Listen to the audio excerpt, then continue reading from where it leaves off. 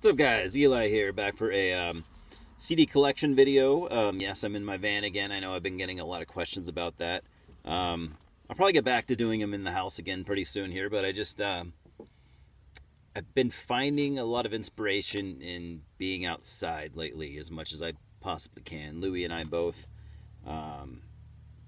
because not really having much to do with the whole state of state of affairs in this country right now. Not really a whole lot to do with that, but I've just kind of struggled lately with just kind of inner peace and stuff like that, and I'm just doing what I can to get through that. So I'm not finding a lot of motivation or inspiration, I should say, being inside right now, except for working and sleeping and watching movies and stuff like that. But Louie and I have been spending a good chunk of our free time right now outdoors, doing a lot of walking, a lot of pondering. I'm probably in the best shape right now that I've ever been in, I would imagine. I've never been in amazing shape, but physically I feel better. I feel stronger. Anyways, yeah, I just wanted to address that. I've been getting a lot of questions. So what we're doing today is we're just doing we're getting back to my CD collection. 10 CDs out of my collection, sort of mostly alphabetized. I know in one of my other collection videos I was wondering where my other Dornenreich CD had went, so I found that, so that kind of felt good. That last Dornenreich album I showed was just basically like a pure neo-folk album, and it's pretty good for what it is, but this one's more of a super experimental black metal. We got Herr von Welkennachten. So yes, the German band Dornenreich. This album came out on Prophecy Productions. I got this real cheap from God damn it, I can't remember. Not Century Media, but Season of Mist. I think I got it from Season of Mist from their website. Super cheap. I'd been wanting to pick up Dornenreich stuff like fucking 10 years ago, but I never did, so yeah. Pretty cool artwork. The band, as you can sort of see, for fans of Catatonia, Arcturus, and Emperor, that's fair. And I could not do this album justice by trying to describe it, but there is I don't know if maybe you could call this a concept album. There's definitely a story going throughout this album. I don't know what to compare it to. It's, if you like black metal, but you're cool with listening to black metal that's, pretty far from the traditional sounds, maybe check that out. Check it out, man. Next we have the mighty Dr. Shrinker, death metal out of the U.S. Grotesque Wedlock. This is some of Dr. Shrinker's earlier stuff. This came out on Necroharmonic Productions. Good old Roy from Necroharmonic. Roy and his label Necroharmonic. Man, it goes way back. Roy he's good friends with the Incantation guys. He does stuff for them and has for many years. So anyway, Dr. Shrinker are a death metal band who super unique sounding. I don't know about you guys. There's bound to be some Dr. Shrinker fans that are watching this. But if I was going to try to compare them to another death metal band, I couldn't think of anything. Maybe at times early Autopsy, and that's only maybe at times. If you're a fan of Autopsy and shit like that, real raw primal sounding death metal, you could definitely get into Dr. Shrinker, but not to say that they sound that much like Autopsy. Why is there like a little fucking, there's like a dead bug carcass in this case, which I guess is kind of fitting. But to describe what this release exactly is, I'll just kind of read some of the liner notes on the back. This collection contains the 3 studio demos which I'm glad this is here because I couldn't remember exactly the story behind this release.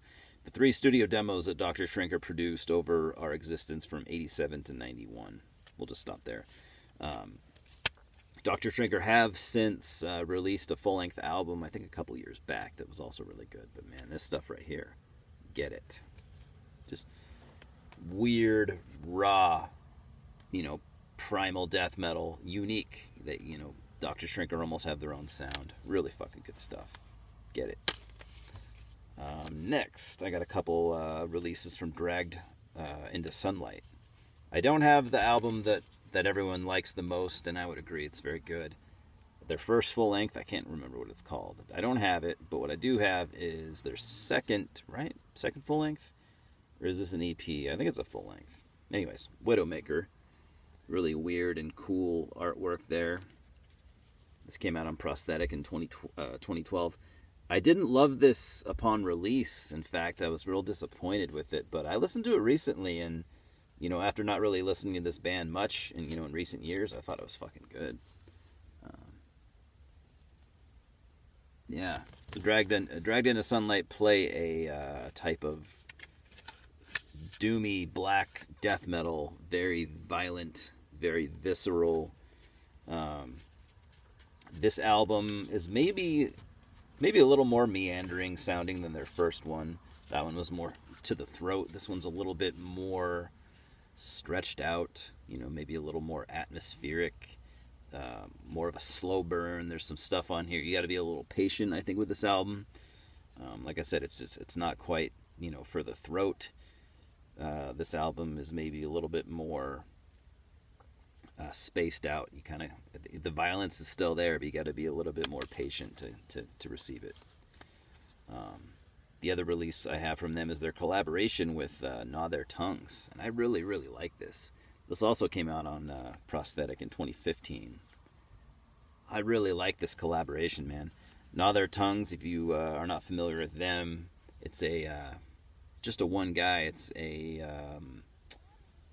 kind of experimental black metal, dark ambient type electronic project out of the Netherlands. Maurice, who is the mastermind behind Gnaw Their Tongues, has done a number of projects, a lot of black metal stuff, a lot of weird experimental stuff, just kind of across the board. Interesting guy, to say the least. This is the digipack, like that other one I showed. This album is a little bit more... It's honestly, I expected it to be much more experimental and weird sounding, but it really isn't. This kind of goes back to earlier Gnaw Their Tongues, just bludgeoning, primal, black death metal violence. Maybe not as doomy. Probably just as atmospheric. The Gnaw Their Tongues influence is not as prevalent as I probably expected. There are some, there's some audio sampling and stuff that definitely fits the mood. Some spoken word, I think Charles Manson or type stuff. But yeah, really cool with that kind of serial killer spoken word stuff.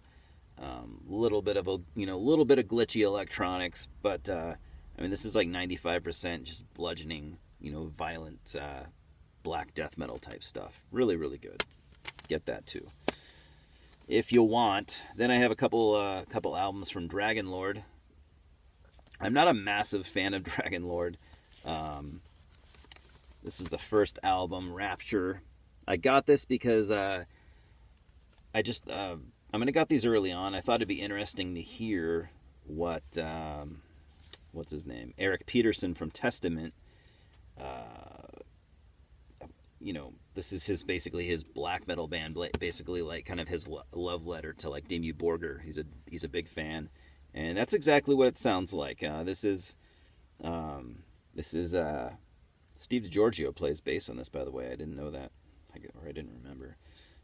This is basically symphonic black metal. If you're not into Cradle of Filth, they're more musical albums, I guess you could say, and Dimmu Borgir, then this definitely wouldn't be for you. This came out on Spitfire in 2001. Digipack, it's still sort of held together. Eric Peterson right there holding a sword. I guess, yeah, turns out the dude's a big black metal fan. I don't know exactly the range of, what bands he likes and stuff. I know he likes Dimmu Borgir. I know he likes Emperor, because I've seen that in interviews. But anyway, it's an alright album. Like I said, you gotta be open to that type of symphonic black metal, or it just isn't going to be for you at all.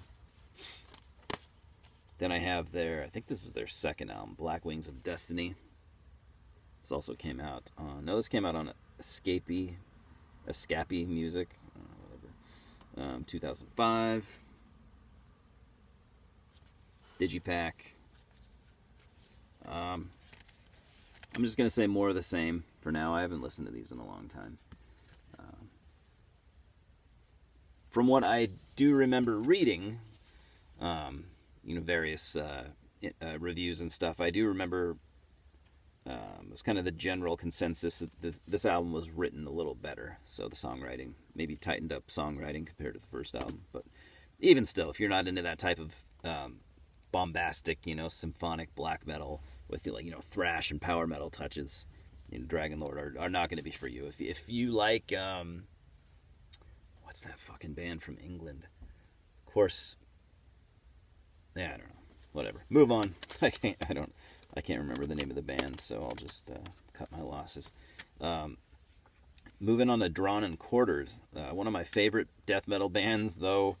One of those weird, moments where it's like you really, really like a band and have for a long time, but you only have like half their discography.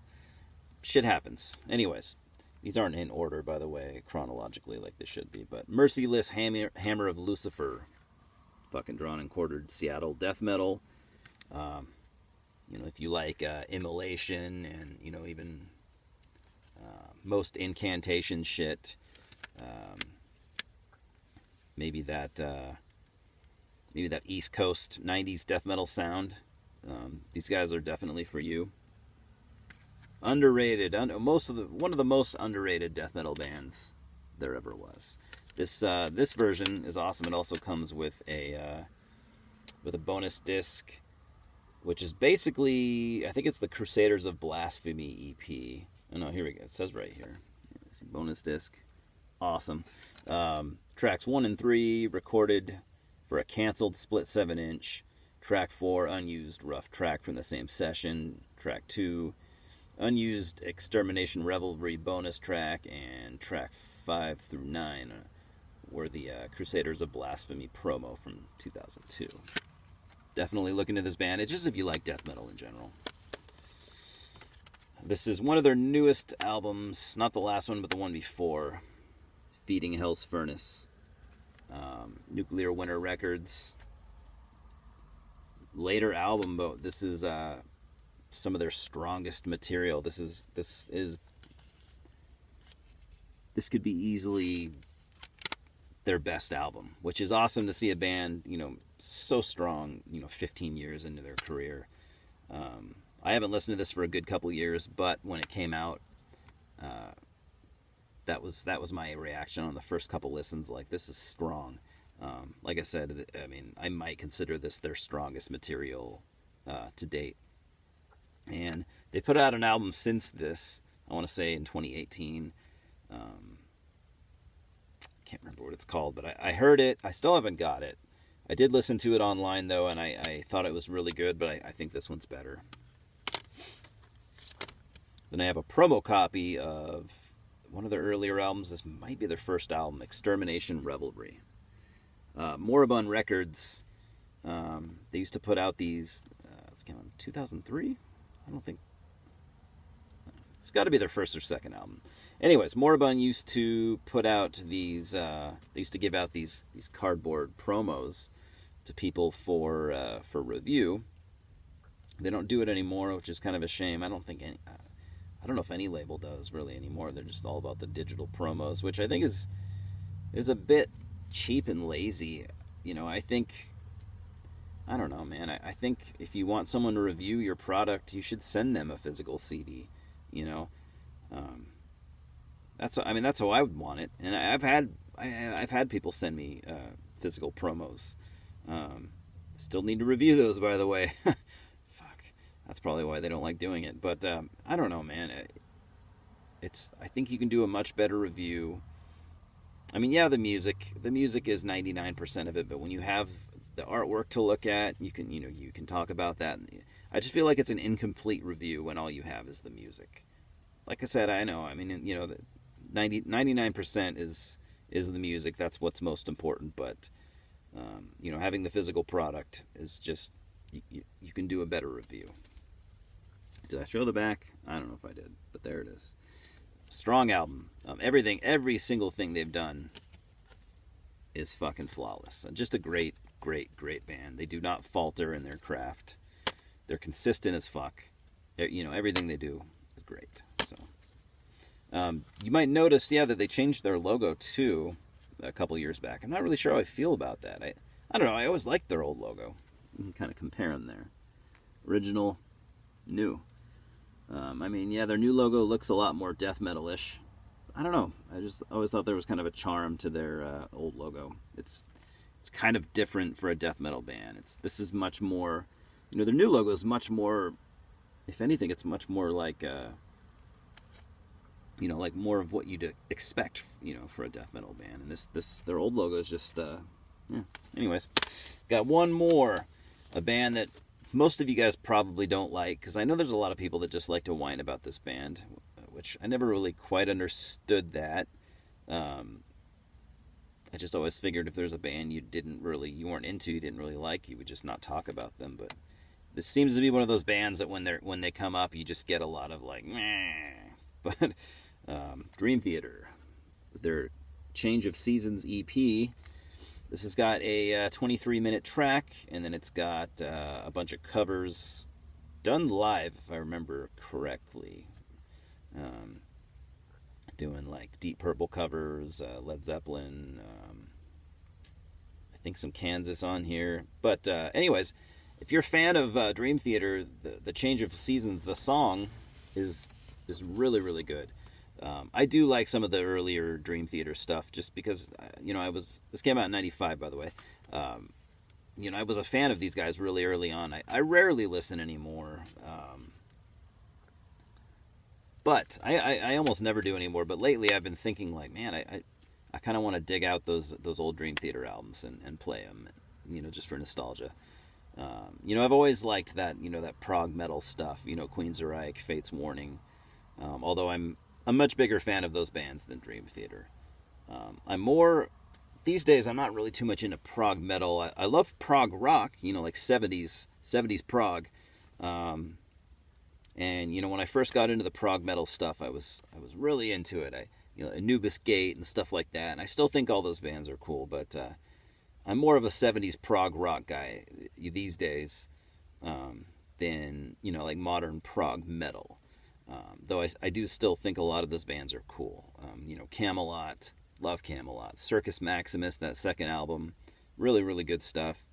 And early Dream Theater, you know, these guys were doing something pretty different when they started. They were doing something that not everyone was doing, you know. They did, you know, as a band, they started to become a little redundant later on.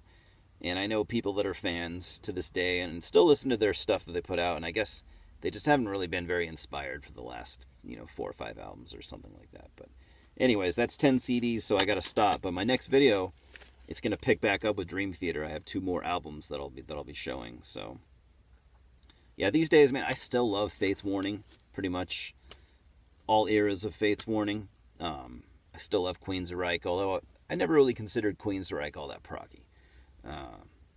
Not like Fate's Warning and not like Dream Theater, but I saw Dream Theater live one time. God, this was probably almost 20 years ago. They were really fucking good live, man.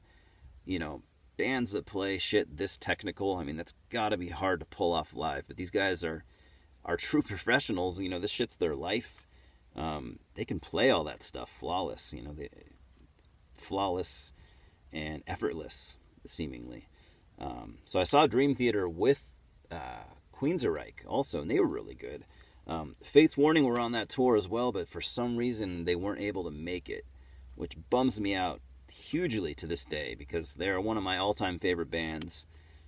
I was a fan then, but and I was slightly disappointed, but I'm a way bigger Fates Warning fan now, and so that just makes the disappointment, sting that much more. And I never did get to see them, but it was a great show. It would have been that much greater, of course, had Fates Warning made it. But anyways, I'm sure whatever it was beyond. It was out of their hands. So 10 CDs, I'm done. I gotta go. Talk to me. Have you heard any of this stuff? I'm kind of glad to do this video just to throw some, just to put some more metal out there. I know, my last, I think it's been a while really. I think a lot of my videos lately have been like, kind of slacking on the metal, and I feel like that's probably maybe not as interesting to a lot of people, but that's how it goes. So yeah, anyone remember Dornenreich? They were kind of in the spotlight for a while there, and I feel like I don't know. I feel like they just kind of fell off the planet or something. I don't hear anyone talking about them anymore. Dr. Shrinker, Dragged in Sunlight, Dragon Lord, Drawn and Quartered. Even talk to me about Dream Theater if you want. I know they have their fans. So, anyways, I hope you guys are all doing well. I'm doing all right. I'm gonna make it. And Louis says hello. And thanks for stopping by. Cheers. We'll talk soon.